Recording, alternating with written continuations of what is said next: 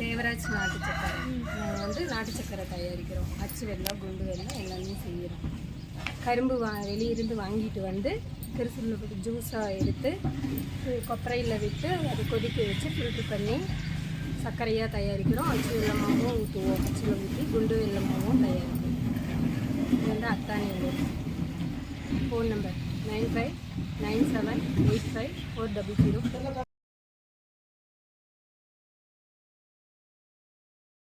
இதில் வந்து கரும்பை வந்து இந்த மிஷினில் வந்து போட்டுருவாங்க. அந்த கரும்பு அப்படியே பிழிஞ்சு இதில் வந்து கரும்பு சாறு வந்து வரும்.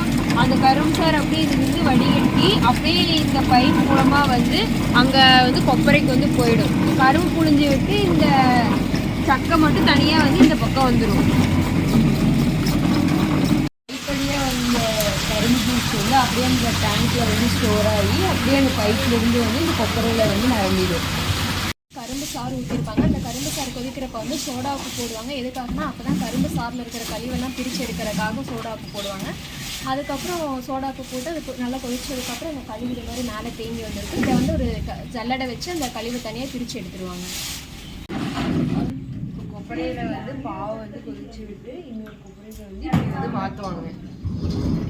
வந்து இந்த கொப்பரையில் மாற்றின பாவை வந்து 1.5 மணி நேரத்துலேருந்து 2 மணி நேரத்துக்குள்ள வந்து ஆறி அது வந்து சக்கரை பழத்துக்கு வந்து மாறிடும். அப்போ வந்து என்னன்னு பார்த்தீங்கன்னா இது வந்து இந்த கொப்பரையில் இருக்க இது பாவை வந்து இப்படி கிளறி விட்டுட்டே இருக்கும்.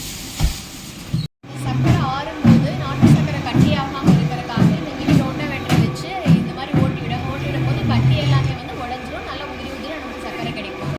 நாங்கள் வந்து எல்லா பக்கம் அனுப்புகிறோம். கேட்குறவங்களுக்கெல்லாம் கொரியரும் பண்ணுறோம். அவங்களும் வந்து எடுத்துக்கிறாங்க. அப்புறம் தேவைக்கு ஆர்டர் நிறைய வேணும்னா முன்னாடியே சொன்னால் நாங்கள் ரெடி பண்ணி கொடுத்துருவோம்.